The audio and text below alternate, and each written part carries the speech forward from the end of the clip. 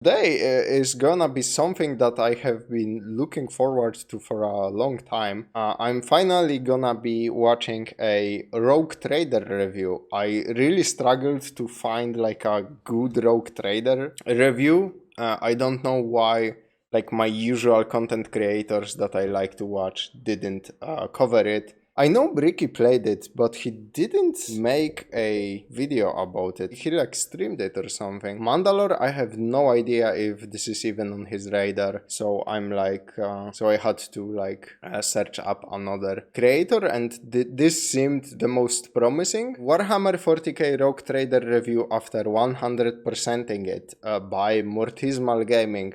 He does a bunch of things like this where he reviews games after 100%ing them. He does guides for a bunch of different games from what I've seen on his channel. He seems like a really cool person, so I kinda wanted to be introduced to this game because I know like it's like a really deep RPG set in the 40k universe from what I heard. But I don't know that much about it. This is a coincidence I'm playing this game right now. Yeah, this game is like fairly new, right? This game came out like a couple of months ago or something. This review is from 2 months ago. My cat is still sneezing. Looks like the two, but okay, so it seems like it came out. Like this is still a fairly new game, so I'm not surprised like some of you guys in the chat are still playing it.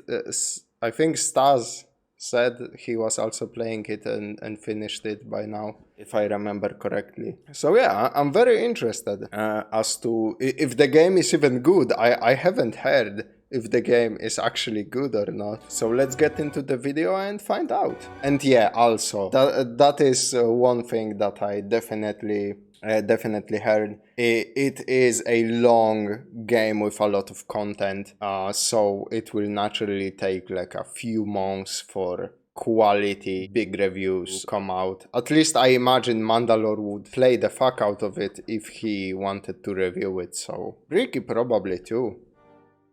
What's going on, everybody? Mortem here, this time bringing you my review after 100% for Warhammer 40k Rogue Trader, the most recent CRPG from Owlcat Games and the first CRPG for Warhammer 40k. But to get my usual stuff out of the way first, I review games after 100% all the time to set me apart from other reviewers on the platform, and while that does include the achievements, it also includes a lot more than that. My Steam profile is public and linked below as well if you'd like to learn more, alongside a video that explains everything that I cover. That said, for this game in particular, it would appear that on Steam at least 2 of the achievements I cannot seem to obtain, and I believe they are bugged. These are the Uncover the Ice achievement and Don't Stop the Exploration, which is exploring all the optional areas. As we're about to get into, the game does have a variety of bugs that I think are preventing these 2 from being attainable, but if you have any information on them, definitely drop a comment down below, but it's certainly not the first time it's happened, and bugged achievements aren't worth holding up this review for. Another important thing to note is that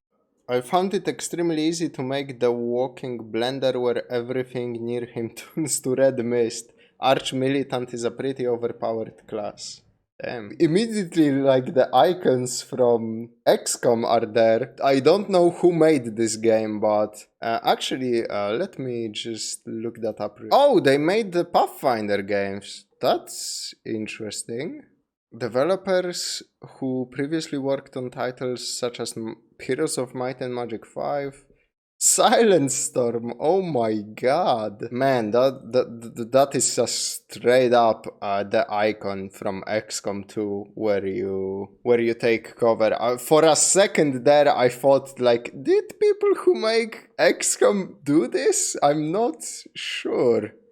That I did receive a review copy of this game from Owlcat Games back in November, a couple weeks before it officially launched, so I did have it in my hands quite a bit longer than most people have, though I did actually pay for a collector's edition of this one at the same time. Moving right along, however, the first thing, and probably the most important thing in this review that I want to talk about is the technical... Oh, Owlcat, yes, my boys. Yeah, to be fair, their track record so far is fucking amazing with like the 2 Pathfinder games that are so dense with content and from what I heard very good, to this, which also seems to be a huge game from a beloved fucking IP. Man, they are on a roll for sure. State of the game. As always, talking about new releases these days, it's especially important to mention how they are running, both in terms of bugs and overall stability. In my initial launch review for the title, I mentioned that I didn't run into anything game-breaking, but I did run into a host of minor things that got very much so in the way. Now, since that launch review, I have encountered quite a bit more, and while my general impression from that initial video remains the same, in that it's the least buggy of the 3 games they have released, there are quite a few things you need to be aware of. Starting with Man, this does look like Pathfinder with just a Warhammer 40k skin slapped on top of it,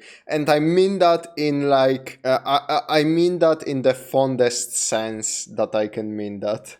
With game-breaking stuff. Now, again, personally, I still have not run into anything game-breaking. However, a quick look at user reviews will show that other people have, and Owlcat has already put out a couple of patches and hotfixes this month aimed at fixing the most prominent of those, but people are definitely still running into them. Unsurprisingly, most of this occurs in the later acts of the game, which were not fully beta tested, as the beta test and the pre-release versions all stopped at Chapter 3 until I got the review copy. Now, in addition to that stuff, though, I have since encountered Man, but I gotta say, though, those servo skulls, really stiff flying animation. For a second, I thought it's bugged. a lot of major bugs, mostly in relation to companions and their quests finishing properly. In my initial playthrough, I played as a character that, due to his convictions, which we'll get into, killed a fair few of the companions in response to their heresy. However, had I not killed some of them, I likely would have encountered problems with their quests resolving, as many of the companion quests in Act 4 can run into a host of issues that stop progression or keep them from even starting at all. And that is, I would say, a much more serious problem than all the minor bugs I've yet to get into. Now, on the minor side of things, they are plentiful but unlikely to affect your ability to complete the game in any way. Things such as the percentage chance to hit or the damage previews ahead of enemies just disappearing, forcing a reload. Your character can sometimes get stuck sitting on your ship bridge, which breaks a few of the animations. The damage preview for most enemies is always wrong, which I imagine is due to all the stacking effects. There's a few, I would say, visual bugs that I've encountered personally. I've encountered bugs with menus that cause them to overlap and kind of freak out for a minute. So in summation, I would say my initial playthrough was a mostly smooth experience with a lot of, I would say, minor problems that added up over the total of the game. These days, having played through the game a few more times, I still haven't run into anything game-breaking, but other people have, and I have run into more major issues that are still going to get in the way of your enjoyment, which means for some people, I could definitely see the merit in simply waiting until they get that fixed, as there will be some DLC coming for this anyway. So while the game certainly isn't unplayable and you can finish it, it does have some serious issues that bear to mention. Now,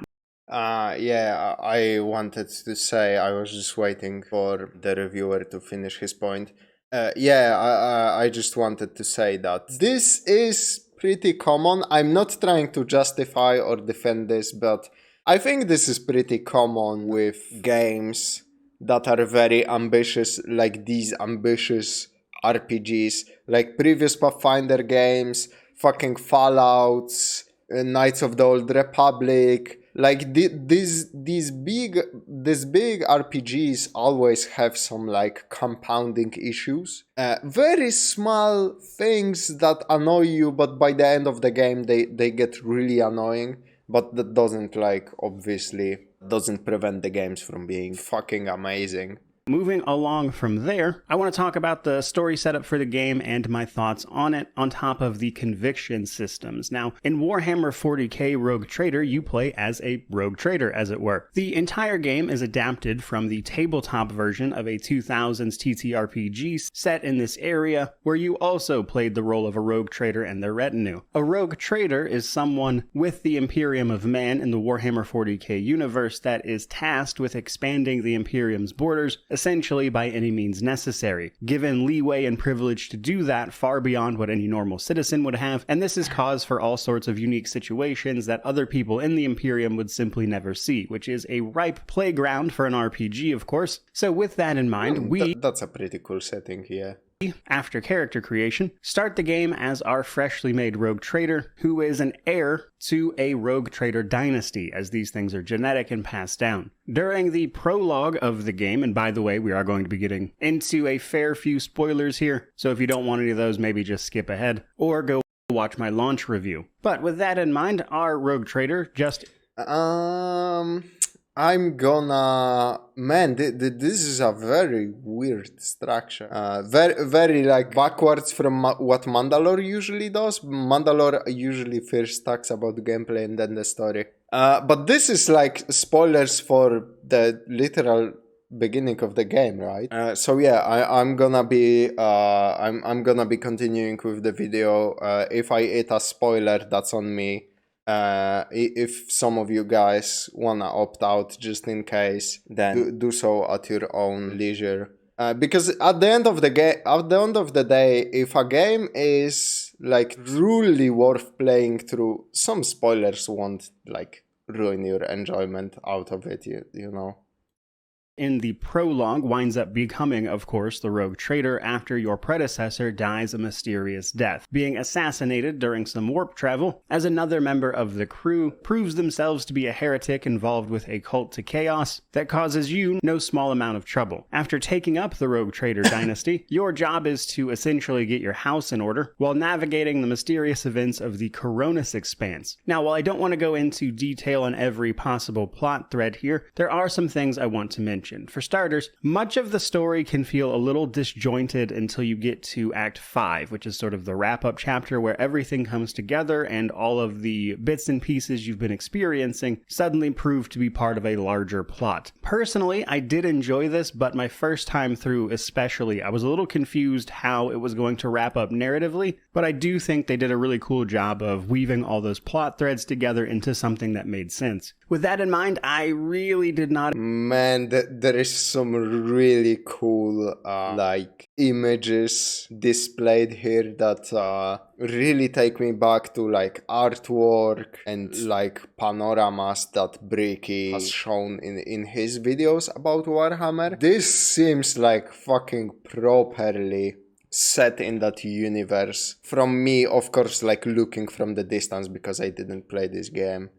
But this game looks properly like fucking deep in that universe. Enjoy Act 3 of the game. You are essentially kidnapped and sent to Camorra, which is the dark city of the Drukhari, that is to say dark elves who are masters of torture and suffering. And how they put you in Chapter 3 is a bit railroady. And then they take all your companions, your gear for a little while. You have to get all that stuff back. And overall, it's just not a chapter of the game I enjoy very much. And while I can see what they were trying to do with it, I personally think they could have gone about it in a few different ways to make that less of a headache in terms of player enjoyment, but it's by far the weakest part of the story in my opinion. Not to mention it's where some of the game's problems start to pop up before becoming more prominent in Act 4. Overall though, I do still really enjoy the story and how it plays out. Now another thing in relation to the story I want to talk about though is the conviction systems, as they play a pretty heavy role. A lot of your bigger choices are defined by your convictions. You can pick 3 different convictions: dogmatic, iconic... Okay, so this reviewer seems to like dodge the major like spoiler territory so far. Just explaining the setup and the mechanics like behind the story. That's okay. That's fine. Class or heretical, which align with certain viewpoints in the Warhammer 40k universe. Dogmatic being all about fighting chaos and serving the Emperor, no matter the cost, and destroying any mutants, heresy, xenos that get in your way at the same time. Iconoclast, on the other hand, is someone who is more about preserving life where it is possible to do so. This doesn't necessarily make them a good person, however, simply that they aren't so quick to throw lives away when it is potentially unnecessary. Whereas the heretical path just sees you fully embracing chaos and can lead to some potentially different outcomes. Now, all of these conviction options will open up new avenues of choice through individual encounters spread throughout the game. That isn't to say they are the only options. In spite of these, you will generally have a few other. This guy is going like full on heretical, right? Because I see he has 4 points into heretical and like basically nothing in dogmatic and iconoclast. Damn, fucking heresy. Their options as well, so not everything boils down to these convictions. However, each of these convictions is separated out into ranks 1 through 5, and higher ranks of these convictions unlock both abilities as well as more and more options in dialogues, etc., provided you meet the minimums. Once you reach rank 3 in an individual conviction, you become locked into it. Other convictions can no longer progress past that point, and it makes a pretty big difference on your ship in terms of how everything looks and how people talk to you, so to speak. Now, a few notes on the conviction system itself. For starters, I think the point spread for the convictions is a little too tight. While there are 5 ranks for each, you're almost certainly going to end the game in rank 3 or 4 unless you do absolutely everything and adhere to that specific conviction as much as possible. And even then, for Iconoclast and Heretical, actually, I still wasn't able to get the final rank for those, but I was able to do it with Dogmatic just barely, by like a few points. So I would be surprised if the point spread there doesn't get loosened up a little bit, as it is very tight, which can cause you to lose out on some options if you're not fully devoting yourself to it. And because you can mix and match a little bit up to rank 2 of the other convictions, makes that a system that just doesn't have a lot of wiggle room, where realistically I think it should. Now, another portion of this is that the heresy one in particular is borderline unrealistic, and I'm going to get into a heavy spoiler to explain my reasoning on this.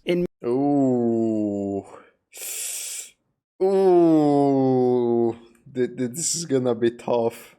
In many ways, I think this particular conviction path is where the game feels the most like a game, that is to say, unrealistic. Heresy in Warhammer 40k is a big deal. You will be executed for it, and while you do have some leeway as a rogue trader, which is some... Oh, okay, so...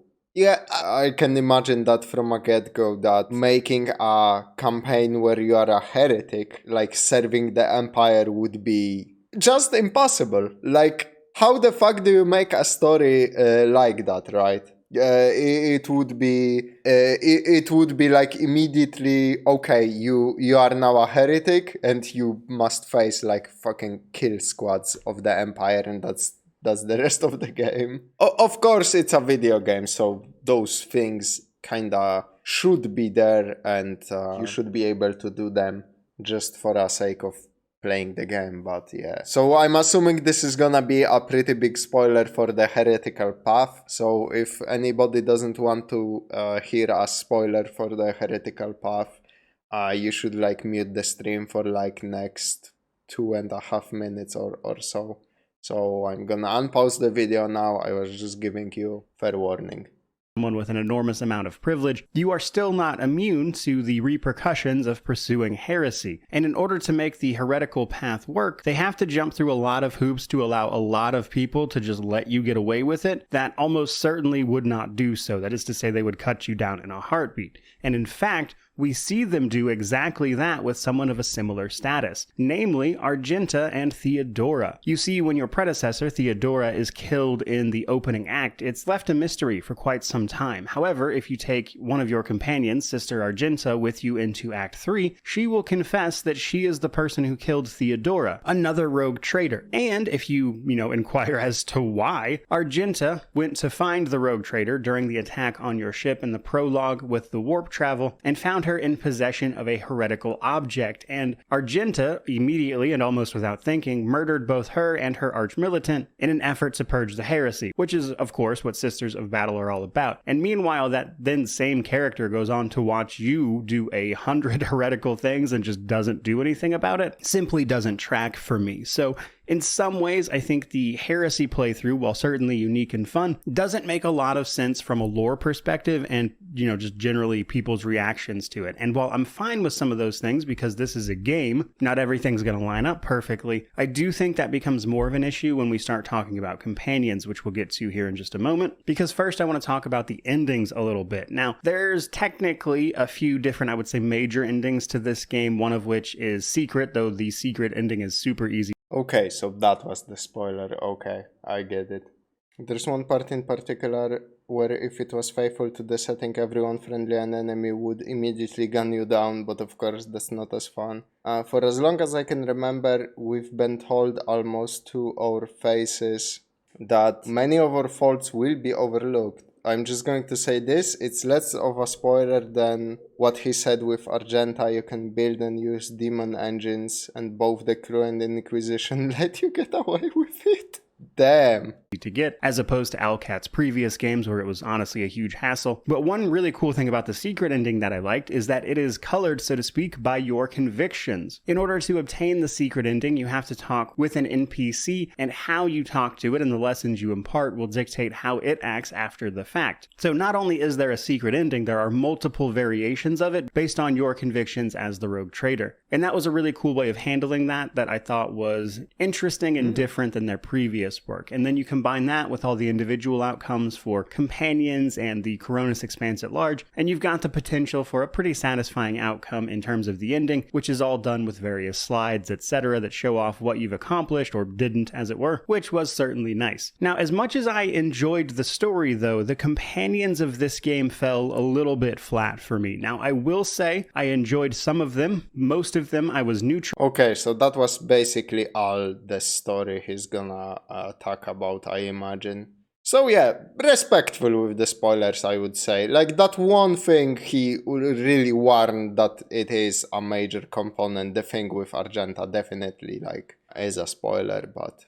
about at best, and then quite a few I just really didn't like. Not so much because they were uninteresting, but rather because their characterization was provided so little that the character as a whole just feels really flat. So as much as I like this game overall, the companions are a bit of a hit or miss situation. Now, I think it's important to mention though that I won't be talking about every single companion individually, mostly because there are a few secret companions you can get towards the end of the game that I don't want to spoil in this review. But broadly speaking, I think a lot of the companions lack a certain amount of interaction with the rogue trader that would have made them more interesting. Oftentimes in these games, and in Owlcat's own previous work even, companions, in my opinion, are at their best when they can be influenced by and interact with the main character in meaningful ways that then impact both you, by default of course, and the character themselves. I think Rogue Trader lacks that in quite a few different cases, with many of the companions to me feeling like a cardboard cutout representative of their faction and nothing more. As I mentioned, Argenta, for instance, is probably one of the biggest cases of this, as she is a sister of battle, a nun with a gun, as they like to say.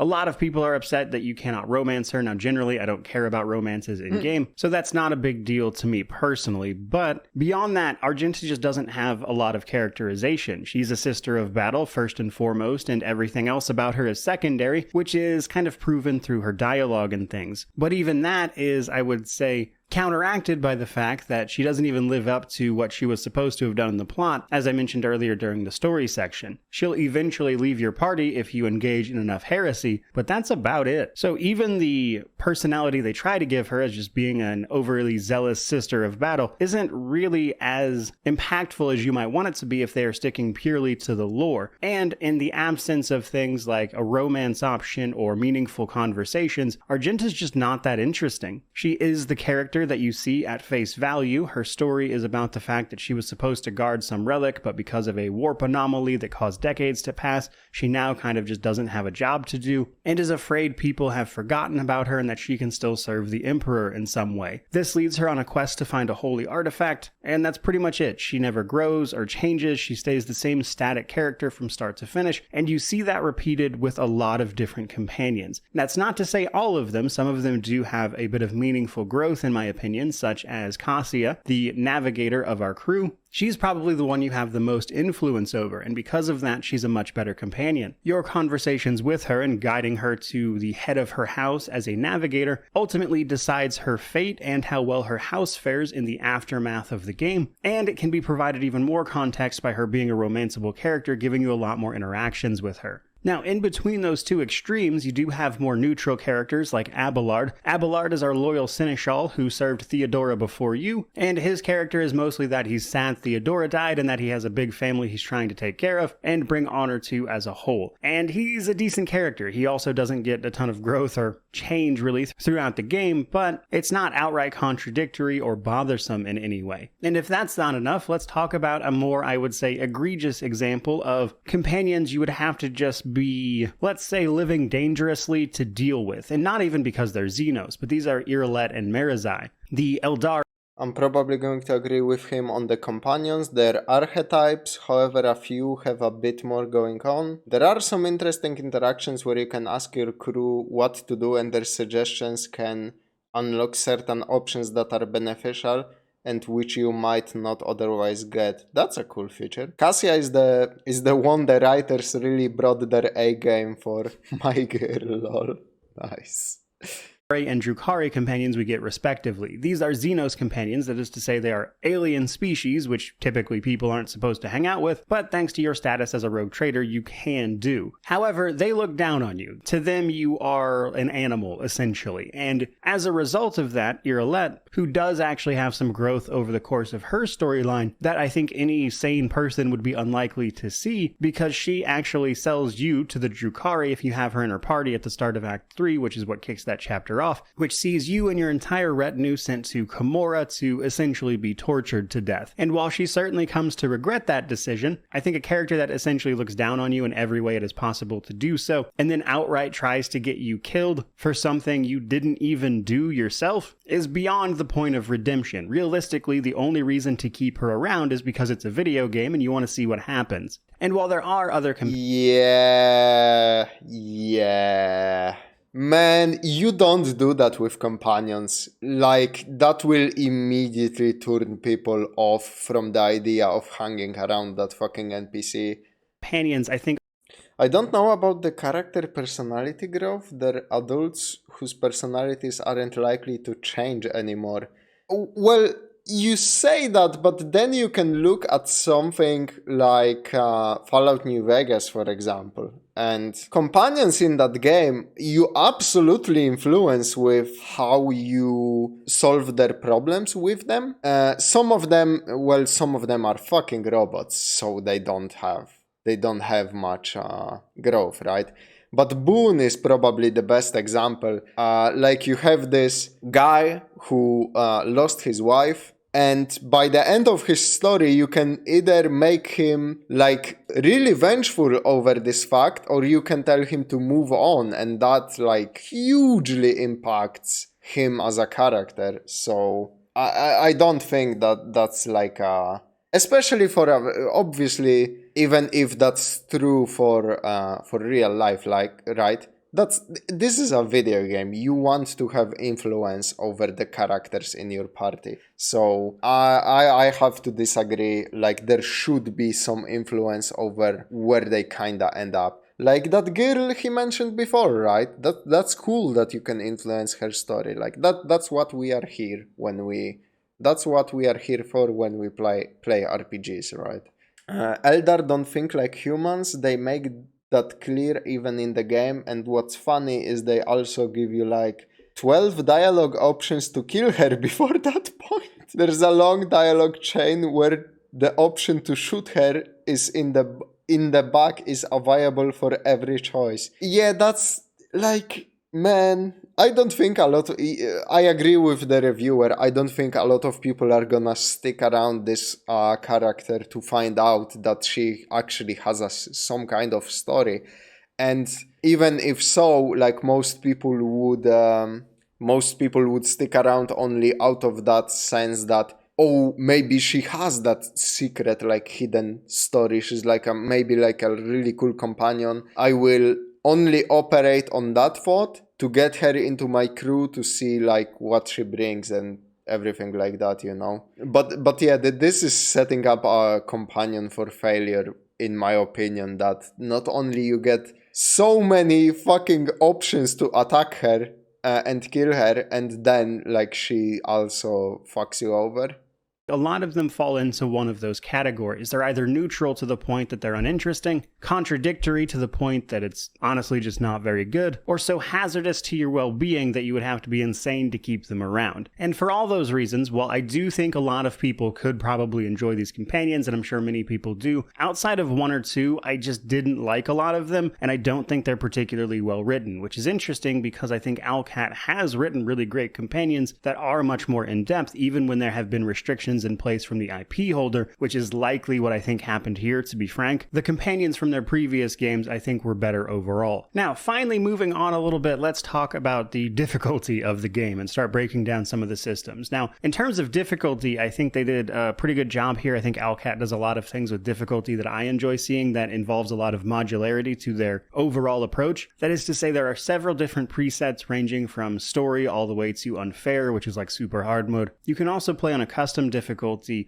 breaking down each individual mechanic those difficulties are made up of to tailor the experience. I've been saying this like every time I see a menu like this. I love to see like games that let you completely customize the experience towards your own preference. That's always so fucking experience cool. To what you want to play with. Overall, I will say that Rogue Trader, thanks to some things we'll get into, is a much easier experience than something like Pathfinder, as the systems are a bit less opaque and overall it's just easier to get into. You're still likely to find a pretty solid challenge all around. That said, what a lot of these difficulty modifiers do and mean will make a little more sense if you're familiar with the D100 system at play in the Fantasy Flight version of the tabletop game this is based on, as some of the most important modifiers in this respect have to do with the penalty or bonus you are given to certain skill checks to make them passable, and in that regard, the one thing I want to mention is unfair mode. If you're playing on unfair, while certainly doable if you know what you're doing, the skill checks on that mode are deeply imbalanced. They need a balance pass. I believe Owlcat has actually said as much, as even if you have a maxed out character, some of the skill checks are just literally impossible, thanks to a bug that has caused the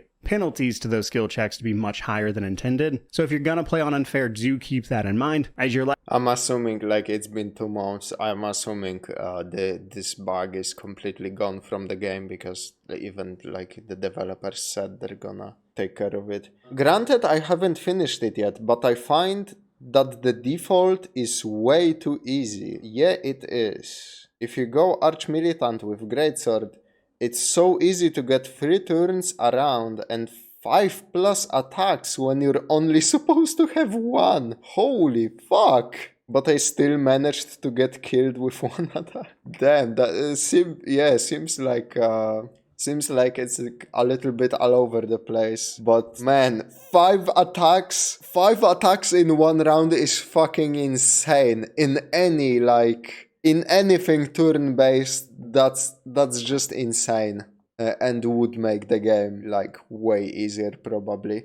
Likely in for a bit of a rougher time than was initially imagined. Now, moving on to character creation. Character creation in Warhammer 40k Rogue Trader is, in my opinion, pretty solid. You both have a ton of options, but at the same time, you'd be harder pressed to make a bad character, so to speak, than something like Pathfinder, where that's real easy to do if you don't know what you're doing. Which results in a system that is much more approachable, I would say, than something like Pathfinder, but it still manages to retain a bunch of depth, because how a lot of these systems interlock and overlap has a lot of versatility to it, and you can do some interesting things with both the origin of your character, the home world, etc., all of which grant you buffs. Now, before we dive too much into character creation, I did make a proper deep dive video if you're curious about how everything works, but here I want to talk about some of the most important stuff, which is your home world, your origin, and the archetypes or your class. Now, your home world is, of course, where you're from. It decides some initial bonuses to your stats, a main feature of sorts, and then it also gives you access to a bunch of talents you can pick up as your your character levels up. And each world, of course, is a reference to what kind of world your character is born on, whereas Origin is like your career before you became the rogue trader. This can be everything to a member of the ecclesiarchy, or the priesthood if you will, a crime lord, a navy officer, a noble, a psyker, which is like a space magician. And each of these also comes with a host of different conversation options that will be presented to you. That is to say, people will speak to you a little bit different based on your origin pick in combination with your Triumph and Darkest Hour. Your Triumph and Darkest Hour also affect your stats a tiny bit, but they are essentially the backstory for your character. What is something prominent they did and what is something they failed at.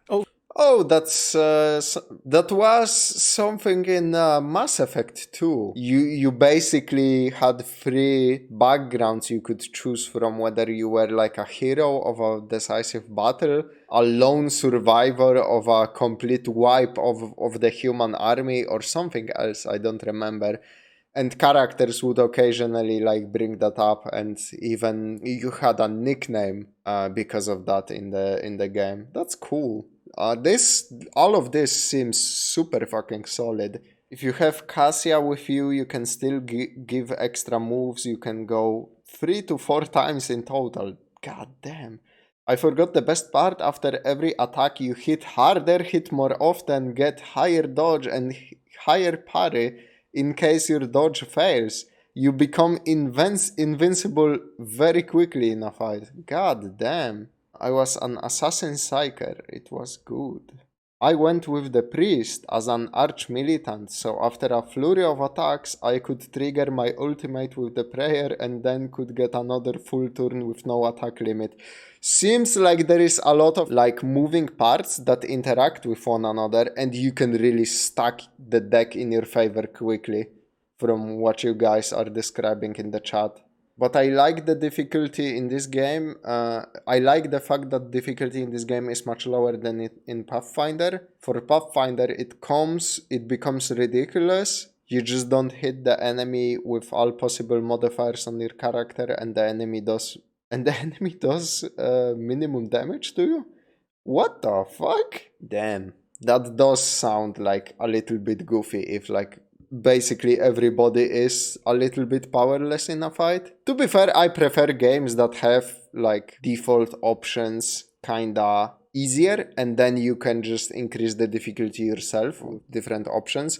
I think XCOM 2 and XCOM 1 are fucking infamous for like the default difficulty makes you put in the work to finish the game. And there are so many higher difficulties, and the Iron Man, which like disables your saves and shit. Like, make the default a little bit easier, because there is the Iron Man and the hardcore difficulty anyway for people who are looking for more challenge, you know? Like, the default doesn't need to be this ridiculous grind fest, so it's cool that this game is like this on the default setting. I'm cool with that. There are like 3 higher difficulties you can choose from if something is too easy, so you know, that's good. Overall, I do enjoy that system just because it changes a bit of how people speak to you, so it'll mix up the dialogue a little bit. It's not a major thing by any means, but it is nice to see. Then we have the archetypes. The archetypes are essentially your class. At level 1, you'll pick from one of 4, that is to say the basic archetypes, warrior, officer, operative, or soldier. And then at level 16, you can pick a specialization of sorts. Now, based on your initial choice, you'll only be able to pick a potential 3 of 6. You can only actually pick one of them, but you'll have an option of 3, I mean. And then lastly, at level 36, everyone winds up with the exemplar archetype, which is effectively a continuation of the first 2 with a few extra options added in to make you especially deadly. And because of this, again, sort of mix and match approach to various archetypes and things, you can, in combination with your character creation choices, make a character that feels very unique. Though we'll get into a little bit more of that during the progression systems portion, which we're about to dive into. But overall, I did want to say that I enjoy this system, if you will, because it's very versatile in how you can approach it. So even if you don't know a ton about this system and you're worried about making a wrong choice, if you're just playing on normal or something, I think it's an approachable system that you can play around with and and learn more about the game. Now, moving into progression systems, however, after we leave character creation, we start completing quests, defeating enemies. We will, of course, be leveling up, which brings all sorts of progression with it. I would say progression largely boils down to leveling up, obtaining new gear, building up your trade empire, upgrading your ship, and enhancing your reputation with the various factions of the Coronis Expanse. Leveling up is fairly straightforward, but still a few things to mention. Now, based on your archetype, you'll be set on a path where every time you level up, you'll be given a host of options, typically between abilities, talents, increasing your skills, your base characteristics, etc. Some of these options are pretty straightforward, as they're just a handful of abilities to choose from, but occasionally, when you're picking your talents, I think there's a decent amount of room for confusion, as that list is very long and it's not, I would say, easily navigated. They do have some sort options at the top of the available talents menu, but a lot of these talents are so numerous that those sorting options aren't always super helpful. And I could see people getting a little bit confused there. That is a lot of options, god damn. Especially if you're playing something like a Psyker that has a bunch of extra talents in addition to all the regular ones. So discerning whether or not you need individual proficiencies or what to grab when is probably the most complicated part of this particular game. So while I wouldn't say it's the easiest game to approach for a newcomer because of strictly this, it still does provide it with a decent amount of depth. I do wish this menu was a little more navigable though, especially since some options that are available you wouldn't even really know are necessarily a bad idea. For instance, you can pick up power armor proficiency, which sounds really good at first, but there's essentially no power armor you can actually use in the game outside of 1 or 2 sets, which means heavy armor is usually the much better way to go there because you'll actually be able to use it. And there's things like that you wouldn't know at first glance. So because of that, I think even just a warning on the talent explaining that could be useful, and it would certainly be nice to see. Now, another part of progression is gear. Straightforward enough, as you play the game, you're going to find better and better items, which will, of course, affect all sorts of things. The main thing I want to mention here is that a lot of gear interacts directly with the certain archetypes. That enhances those abilities directly, which I thought was a cool way to approach itemization on top of the more regular stuff like, just more damage, better hit chance, etc. That's literally my character, a Psyker in heavy armor wielding two-handed power sword. There are so many talents, it is impossible to memorize them all. Which is probably like a good thing, more options, more power to the player basically. He even has a build similar to mine. They need to tell you your talent bonuses on the abilities they upgrade right now. If you take a break at all, you're going to forget your upgrades. That does sound like a little bit of a problem. RPGs usually have that. Like there's a bunch of memes, like if you take a break from an RPG and you come back, you are like, what the fuck was I doing? But yeah, with a system like this, I imagine it gets a little complicated if you take a longer break from the game, etc. Though when it comes to acquiring that gear, you might be wondering how that works, because as a rogue trader, we are impossibly rich. Richer than you would probably be able to fathom as someone living here in the current day, as a rogue trader owns literal planets, innumerable colonies, and that is represented in the game by both your profit factor and colony management. As you make choices throughout the game and manage your colonies, you'll earn profit factor, which then enables you to buy certain things from vendors. But those vendors will only sell to you if you have a high enough reputation with them. That reputation is garnered by selling and trading them goods, as the rogue trader of our name would imply. Basically, for a rogue trader, it's not so much whether or not you can afford something, but rather, is someone willing to sell it to you? Which means when it comes to acquiring gear, it can often be more about buttering people up than it is actually purchasing something. So basically, all of the useless items will be picking up off of enemies. Instead of keeping them or selling them, etc., they get transferred into your cargo system of your ship hold, where you can then, once they are full, trade them to vendors to increase your reputation,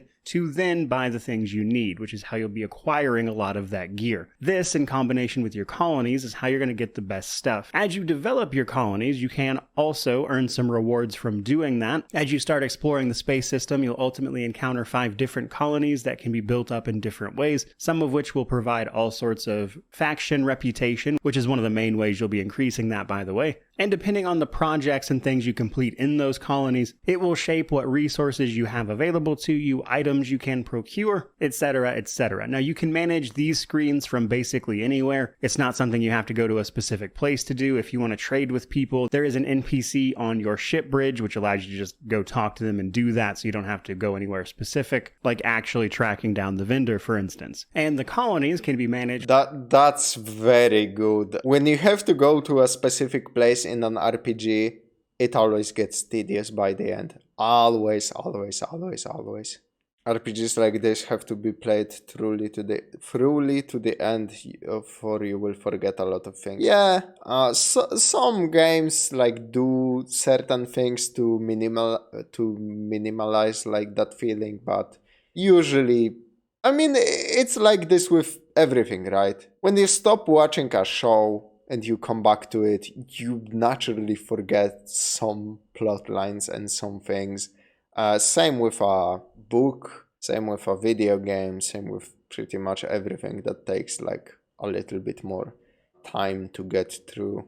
This game has a lot of transitions. I wonder if he will actually talk about that then. From one of the menus in game, with you only occasionally having to go there to involve yourself in an event. And while colonies can actually be attacked, forcing you to go engage in a space battle every once in a while, that was pretty rare. Though another big part of progression is upgrading your ship. We're going to be using a void ship to travel around space and the like, which we're about to get into, and keeping that ship in top shape is of course important. We're going to be finding scrap from spaceship battles, or potentially even just buying it, which will allow you to repair your ship in case of damage from enemy ships or just simply traveling through the warp, on top of finding all sorts of upgrades to weapons, engines, shields, etc. that make your ship perform better both in combat and the occasional text event. So upgrading your ship is also quite important. Now this brings us to the gameplay and world section of the video, as the, I would say, world of Warhammer 40k is deep. While I have created a lore primer that covers the base subjects, there's a lot to know about Warhammer 40k, and I think the game does an accurate job of reflecting that. Owlcat worked pretty closely both with the IP holder, Games Workshop, and several other people involved in the lore space for this, so it's perhaps unsurprising that the game is pretty faithful to what Warhammer 40k is, which I'm sure fans of that will love. I myself found it quite enjoyable, though if any of that is intimidating or you don't know much about that setting, in addition to my lore primer, you can actually find an encyclopedia in-game that will break down individual terms and how things work, how people interact, and it's all pretty convenient. So at least in that regard, the game isn't very intimidating in any way in regards to its setting, and I think it does an accurate job of teaching you a wide swath of information about what the setting is comprised of, which is certainly nice to see. Now, on a more practical level, when it comes to moving and navigating your way through the Coronis Expanse, that is primarily done, of course, with our Void ship, but it can be broken up into a few different parts. Now, there is the, I would say, ground level, where us and our party are actually on the ground, walking around, engaging with people, taking part in combat where necessary, etc. But once you're done in a given area, you're eventually going to need to leave, which typically also involves leaving the planet. This brings up our system map. This is an individual solar system where you can move around, scan planets, run into other ships for ship combat perhaps. Oh, fucking just like Mass Effect. That's cool. I will say the best feature of this game is fully automatic weapons, but not for the reason you might think. Nothing's funnier than a guardsman who sets up, aims at you, then accidentally guns down their commander instead, since it's so inaccurate. Damn. Or simply talking to them, just to name a few different things. This is very, I would say, Mass Effect in... Exactly. Fucking exactly. Nature, where you can go through, scan planets, see what's on them, look for interesting things to explore, either optional or for main objectives, with landing on that planet where applicable really only being a small contained area that is very, I would say, to the point. However, we're not done yet, because just above that we have the, I would say, world, for lack of a better term, map, where we can see the entirety of the Coronis Expanse and the many solar systems we can travel between. In order to travel from solar system to solar system, however, we have to use the warp, which is a dangerous endeavor, and to reflect that in-game, we have to chart courses showing the safe warp routes to our objective. These individual routes, however, can be either incredibly dangerous, just generally dangerous, unsafe, or safe. That is to say, green through red, with red being the most hazardous, orange resulting in a fight almost all the time, unsafe being generally okay but often involving text events, and safe being uneventful. Now, generally speaking, you want to get your routes down to yellow, not green. Yellow allows you to run into events that can give you more navigator's insight, for instance, that will make making the rest of the route safer that much easier. Navigator's insight is what we're going to earn for charting new courses or running into specific events that give you more. You then spend that navigator's insight on reducing the danger level of individual routes. However, while you will be charting courses and finding all of these routes on your own, it is actually possible with Navigator's Insight to chart more specific routes directly from one solar system to the next, but it is expensive to do so, and I wouldn't recommend it in most cases. But if you're looking to create a shortcut from two systems you have to travel all the time, you can do that. You simply have to know where they both are. You just click one that is not actually connected via a route you know, and then you spend 3 Navigator's Insight to create a dangerous connection, and then you can spend more Navigator's Insight to make that a safe route, which I thought was cool, and as far as I know, the game doesn't actually explain that anywhere, which is why I wanted to mention it. Now, on the ground level, things are a little more, I would say, traditional CRPG in many respects, though you can enter the ship bridge, which is where a lot of interactions with your companions are going to take place. This acts as a sort of main hub on your ship, where you can speak to companions, learn more about them. Many events take place here, and later on it will even be changed a bit to reflect your individual conviction paths. Now, off the ship bridge, but on an actual planet, much of the gameplay is, I would say, typical Owlcat stuff, where you're in charge of up to a party of 6. You can change their formation from the game's main menu, which is a little bit awkward. Rather than a specific submenu, you have to pull up the options menu, and then you'll navigate those 6 people through potentially traps, hazardous effects, and while there's no stealth option or anything, positioning your characters can occasionally be important in order to avoid them picking up wounds or traumas. Beyond that, based on your character's skills, like awareness for instance, you can discover secrets to unlock the occasional puzzle here or there, and again, just very traditional CRPG stuff. Overall though, I would say many of the gameplay and the world of it is solid. I enjoy what they did in terms of representing Warhammer 40k for the most part. I think the warp travel system is easy enough to get your head around, and then when you're actually on the ground, the bulk of the more familiar systems for the genre are there as well. But that finally brings us to combat, the exciting part, if you will, and I think Owlcat has done some interesting things with the combat system in this one. Map is good, all cats do very good work with art. I mean, yeah, between Pathfinder and this, holy fuck, their art is actually so solid, from what I seen at least. Now I want to replay it. I mean, you can, from what this reviewer has said, this is a pretty dense game, so you can probably do a different path, different conviction maybe. Anyway, back to Rogue Trader, review after 100%ing it by Mortismal Gaming. This guy, by the way, this guide is really solid. Yeah, I need to check out the rest of his content, because it seems like he knows what he is talking about.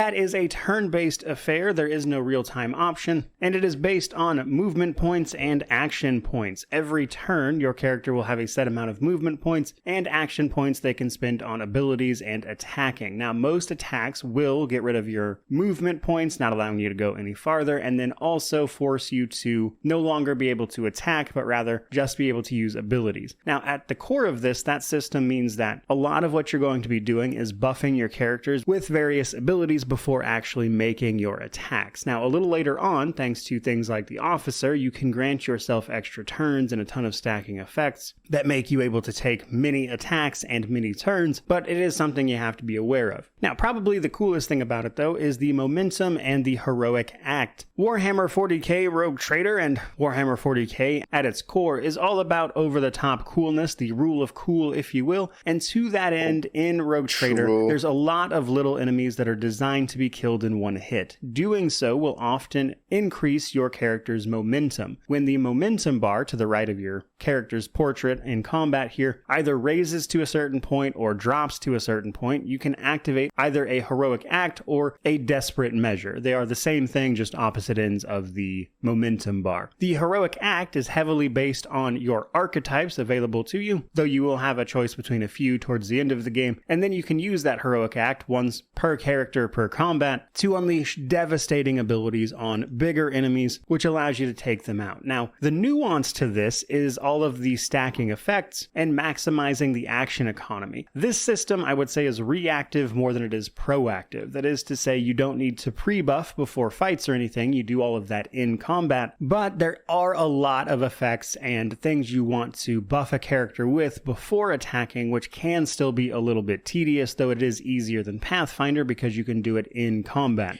Oh man, he literally did the thing you were talking about. He swung at a guy twice, killed him, moved, swung at two different guys, moved, and now he's swinging at a fourth fucking guy. That is a lot of movement for one turn and a lot of swinging. God damn. I will say, even without saves coming, this game is about 20 to 30% loading screen. That is a lot of loading screens. Holy God, that is a lot of fucking effects working in your favor. I wonder how the game like counterbalances this. Now, by far the easiest way to approach this system is taking advantage of the extra turns. One of the archetypes, the officer, is capable of giving characters extra turns. Their heroic act just gives them a full extra turn, and they can often completely rid themselves of attack per turn limits, if you will. That is to say, they can attack basically as much as they have action points. And combining the officer's abilities with other buffs can see a character getting probably like 4 or 5 turns in a row at maximum boosts to their damage and things like that to deal just outrageous damage. And unsurprisingly, that's where a lot of, I would say, the more interesting combat stuff comes into play, is interacting with all those systems to maximize your turns on the action economy. But all of these stacking effects and constant giving of extra turns, let's say, can lead to occasional bugs. I have seen people dealing with infinite turn loops, problems with talents and abilities not stacking properly, etc. So there is quite a bit going on there, but still much more manageable than something like Pathfinder. Overall, as a core system, I really enjoy this approach to turn-based combat. Being able to just destroy a bunch of little enemies, build up momentum, and then sort of just unleash on the main boss or larger enemies in general, if you will, combined with some cover systems. The burst fire mechanics of all sorts of weapons that allow you to do things like mow down huge swaths of enemies with automatic weapons, for instance, can make for a lot of really interesting gameplay. And because of that, I do enjoy the combat system of Rogue Trader. Really, my only complaint remains what it was in my initial review, in that due to the very large number of enemies on screen, combat can be a bit slow. And while you can speed that up, which on keyboard is default the space button, there are still so many enemies on screen that even speeding it up might cause you some problems of just like not seeing what enemies are doing, etc. Not to mention that the default speed up key is actually also the key to end your turn on PC, which means you'll probably want to change that if you want to go that route. Basically, my point being that it's not a perfect solution to the problem that the game is a little bit slow in turn-based mode, though they have done some things to alleviate that. Broad strokes, though, I think it's great. I think the combat system fits the setting almost perfectly, and you can do a lot of really cool stuff with it. Much like many other more specific subjects, I do have a dedicated video about this if you want more information, where I go a lot more granular and talk about specific effects in detail, such as recoil on weapons, how armor, etc. stacks, all that jazz. Again, really cool system overall. A couple notes I want to amend to the end of the combat section here really are mercs, respecking, and healing. If you want to make a custom party or respec your character, that is available via an NPC on your ship bridge, your factatum as a matter of fact, and at the cost of profit factor, you can in fact respec, though the first few are free, though this will not completely reset your character. For instance, your companions are taken down to their sort of base abilities, and then you can go in different directions from there. This is to retain some of their lore-specific information. And you yourself can't, for instance, change like your home world or your origin, as those things are baked into the game and how dialogue and things like that work. But should you want to redo any of your choices, it is possible to a degree. Now, when it comes to healing in combat, healing is not a big focus overall, as you will heal to full health after combat is over, though there are a handful of abilities that will affect your health or your wounds, as it's called, in combat and make you a little more survivable, but generally speaking, you're not going to be doing a lot of healing mid-combat. What you do have to deal with, however, is wounds and traumas. When your character takes a certain amount of damage based on the difficulty in a single round, they will potentially incur a wound, or if they get hit by like a trap or something, and if you get enough wounds, they turn into traumas. Traumas are very big negative factors on your characteristics or your stats in some way. They make that character less effective overall, and the only way to remove traumas is to go back to your ship. Now, in most cases, you can do this freely, but there are a few times where it's not available. If you just have a wound, that can be removed by a med kit, and this is how they keep you from just doing terribly in combat and pushing on and on and on. So it will limit you a little bit, but it is overall a very lenient system. Speaking of combat, however, we do need to talk about ship combat. In addition to ground combat, occasionally you will be up against other enemy ships in your flagship, and this system works a little bit differently. For starters, your void ship has to take all of its movement in a turn. I wanted to ask, because I'm very unfamiliar with Pathfinder and this, basically, there is a lot of text when characters are talking. Is all of that voiced? Or is it a Disco Elysium situation? At first, at least, Disco Elysium was like that, where not everything was voiced, only like a couple of lines at first. Not all is voiced. But is it like most? Plenty of this. An entire dialogue tree can be voiced, but certainly not all.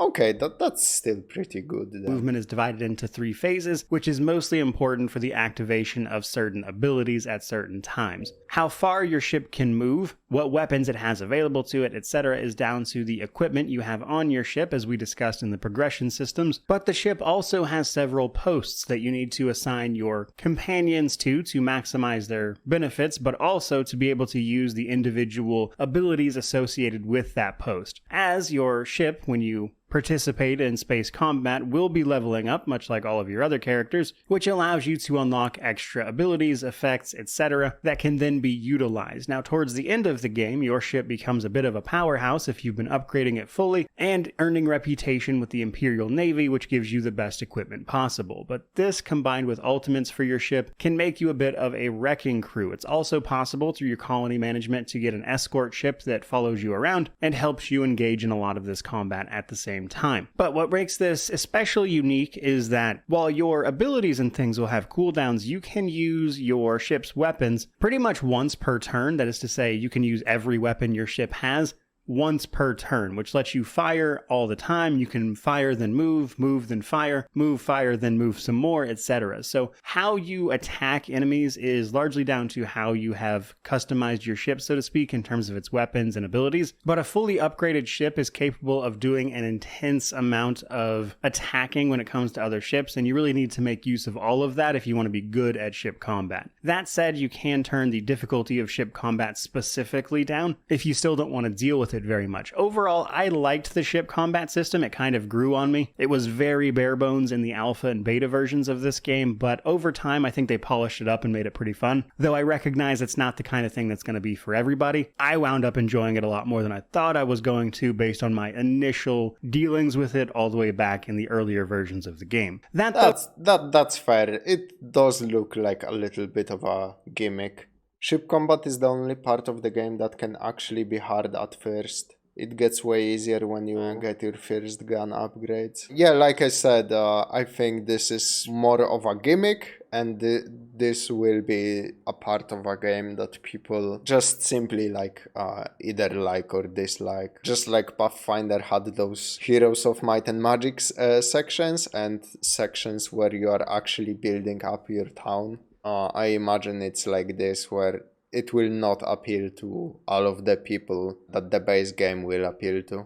Does finally bring us to the Steam Deck portion of this review before we start wrapping it up, and the Steam Deck for Warhammer 40k Rogue Trader is a real mixed bag. It does not have an official rating, but I would say it's probably going to get a playable rating. It does have controller support, which goes a long way for the Steam Deck, and truth be told, when it comes to actually well, this is not going to be a section for me because I don't fucking own a Steam Deck. Moving your character around the maps, I've got to say the controller portion of that feels great. Now, the game does also have cloud saves, but this is where things start to get a little weird because I had a lot of trouble getting the cloud saves to work properly. That is to say, getting them all to show up. Oftentimes, it would only pull my latest save from my PC as opposed to all of my saves. Another thing here is that for whatever reason, anytime I would try to load a save from my PC on the Steam Deck, it would simply fail to do so and not let me play it. Now, I could start a new game and play that on the Steam Deck, but already the loss of that sort of interchangeability between your PC and Steam Deck is going to cut into how much you're going to be able to play a very large game on just the Steam Deck alone. And then there's how the game actually runs. It's pretty hit or miss. Some cutscenes were really choppy and then others were fine. Actually running around individual areas seems to be okay, and this is with the settings turned all the way down, and then I was still running into some choppiness. There is, however, a text scaler in the game's menus, the accessibility options, so you can actually blow up some of the smaller text, which I was a little concerned about going into it. So altogether, as of right now, can you play this on the Steam Deck? Yes, but I would argue it's the worst version of that experience at the moment, which is mostly due to, I would say, clearly not being designed with the Steam Deck in mind. Now, if I'm being honest, do I want to play this on the Steam Deck? Not really. Can you? Yes. But that brings us to our positives and negatives. Now, my positives for this game between my launch review and now largely remain the same. I think the story is really cool. I like how it all came together in the end and brought all these loose plot threads together in ways I wasn't expecting. I think the options you'll make during that story are particularly cool, and seeing the difference between iconoclast, heretical, and dogmatic options and how both companions and the world at large responds to those individual things has a lot of potential, and that combined with the very deep setting of Warhammer 40k leaves you with a CRPG that has a lot to love, and I think that's why, in spite of the bugs, this game is still sitting at a mostly positive user review score over on Steam. However, we do, of course, have our negatives. By far and away, the biggest problem this game has right now is bugs. I do think this will eventually be fixed. Owlcat has shown themselves to be pretty committed to the long-term support of their titles outside of Kingmaker, which they no longer have the rights to. But nonetheless, the game does have some serious bugs that you may or may not encounter. I myself didn't... I didn't know they don't own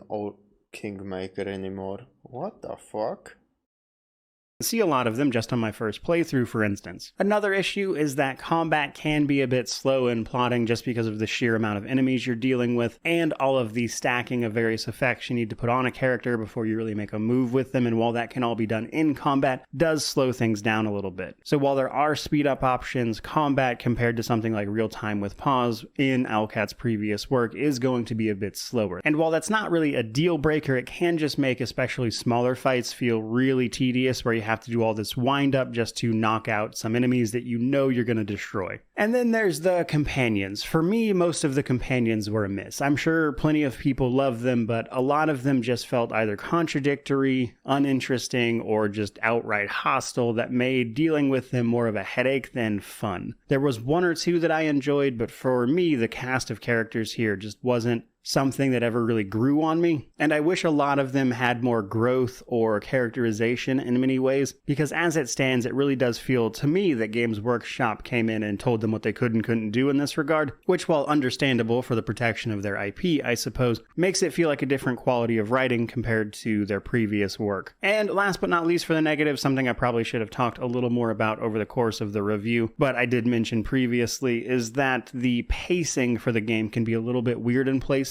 because you have free roam to go to all of these solar systems kind of right out of the gate. It's easy to stumble onto things you shouldn't be fighting because many of them are actually situated in the earlier solar systems right near where you start exploring at, which can lead you to a fair few problems, because realistically what you should do is go do some other stuff and then come back, but I think it can cause a bit of a difficulty spike as you transition from the end of Act 1 into the start of Act 2 and start exploring more. And while you can certainly work around it, and if that's you, you're running into that, obviously go do do and explore some other stuff that's easier and come back to it later. Personally, I actually kept a little notepad of interesting encounters in various space systems that I had to come back to when I was a little bit more leveled up. Now, I think personally that is a problem that is likely caused by their approach to the prologue. Regardless of the difficulty you have the game set on, the prologue is actually more or less the same difficulty once you get to daring and higher. And then after the prologue, the game actually starts ramping up to your selected difficulty, and this is to allow people to actually get through unfair without tearing their hair out in the prologue. But I think it does cause some problems with things like difficulty spikes, especially on unfair where the skill checks are all jacked up, which can lead to some unfortunate moments in terms of pacing and how you go about exploring the places that are presented to you. Overall, though, that brings me to my conclusion. Now, when it comes to recommending Warhammer 40k Rogue Trader, by far and away the biggest consideration is, do you think the amount of bugs present are going to bother you? That was true in my last review and it's true in this one, although now I would say those bugs are even more prominent once I've had the chance to explore more styles of playthrough. That said, you can get through this game. It is playable, but you're almost certainly going to run into some issues, at least as of now.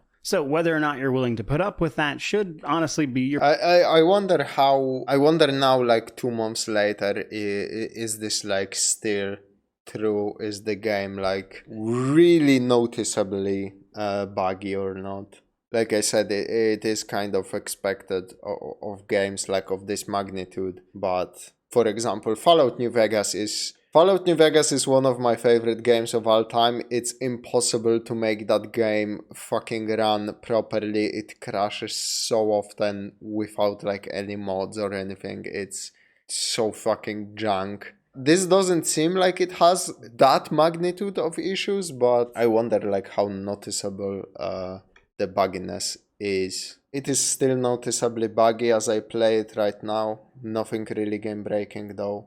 I've had one crash only. Okay, that seems fair. Difficulty spikes are a major issue. I got into a nearly impossible to win ship battle right away. Biggest deciding factor at the moment. Moving past just that, though, I would say that in many ways I think Warhammer 40k Rogue Trader is a great CRPG. It does a lot of really cool things. It brings you to this setting and puts you in a very unique position within the Imperium that allows for a lot of really cool roleplay options and situations that are unique. But I think that is unfortunately let down by a few characters that I think just don't quite lived up to what I had hoped they could be, as they don't really grow or change in any way. And while you can certainly chalk some of that up to the IP, to me it does feel like a fair bit of lost potential. So while I think Rogue Trader is great and you should check it out, which of course means I give it a buy, I also don't think it's Owlcat's best work even if you ignore the bugs, which is mostly down to the characters and the writing. Not to mention that it's quite a bit less ambitious, with your 3 conviction paths as opposed to like 10 mythic paths in Wrath, which makes it overall feel a little less grand in scale. So in conclusion, Rogue Trader is a great game, you can have a lot of fun with it, and I certainly did, to be clear, but I don't think it quite reaches the heights of Owlcat's previous games. But I mean, to be fair,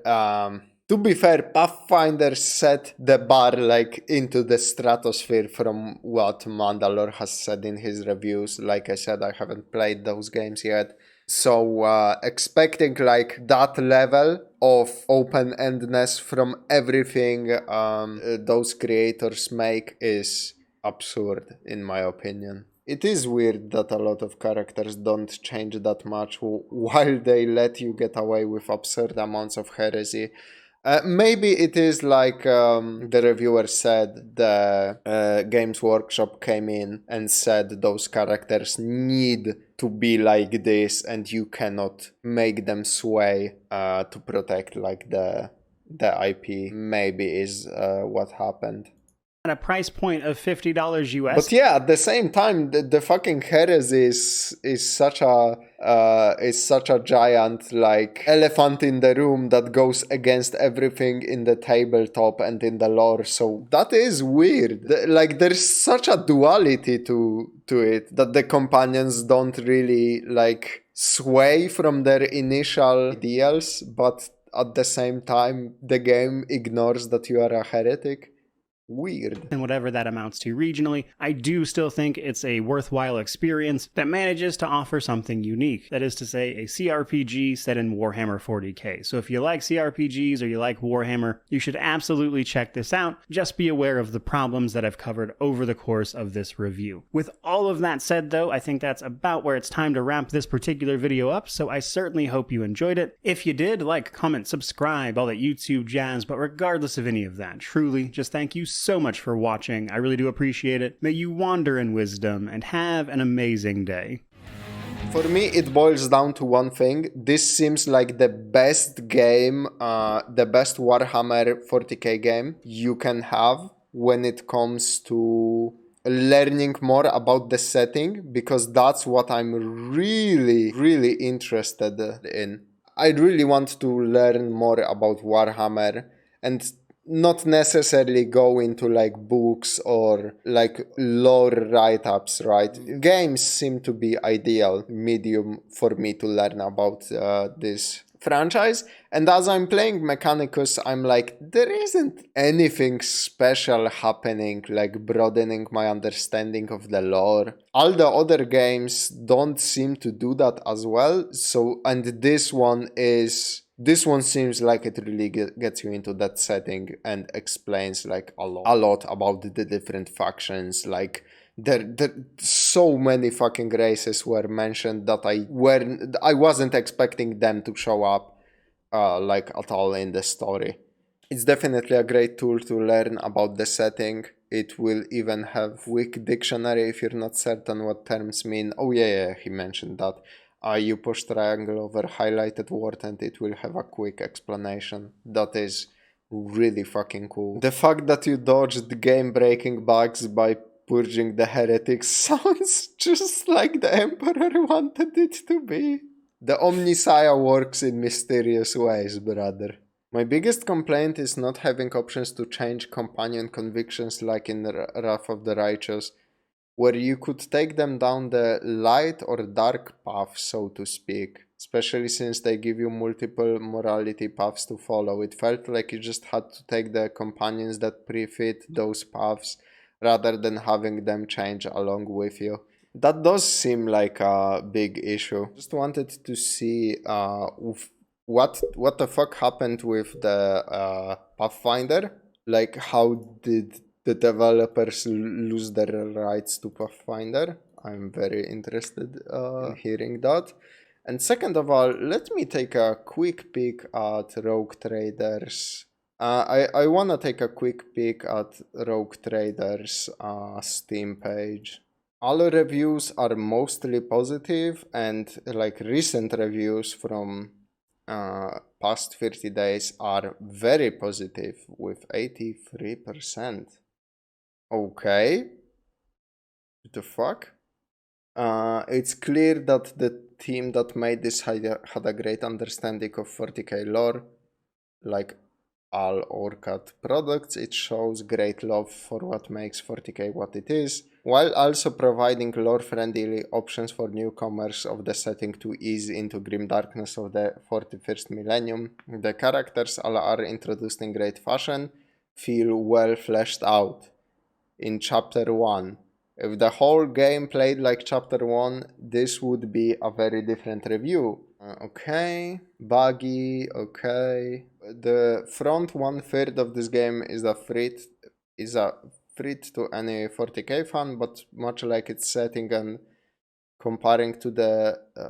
okay, it only serves to highlight what the game could have been and what we lost. I gotta say, 40k fans seem really hard to please between this and Darktide.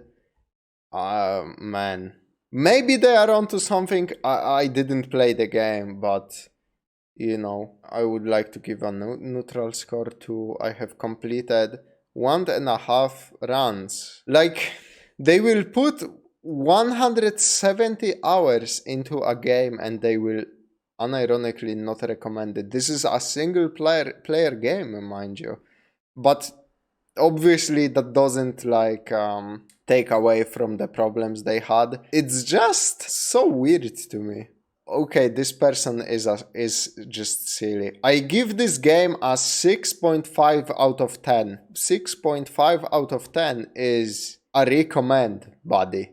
Like 5 is a neutral score. 6 means you kinda liked it. But maybe that's more of a problem with Steam reviews. Be warned, the game is very wordy. Buggy, yeah, still worth playing, absolutely. So, damn, it seems like it is still pretty buggy. Don't let the rage reviews dissuade you if you're into 40k and have, like me, waited for something like this most of your life. If you're not into 40k and just like RPGs, maybe wait a bit longer and keep checking back to see how it is fixed up. Warhammer fans in general are extremely picky. Yeah, that's the energy I'm picking up with. I'm picking up from this, which I gotta say, normally fine. You are protective of your IP, right? The IP, the stories you love. That's cool. But weren't Warhammer 40k fans like pretty much fucking abused when it came to games?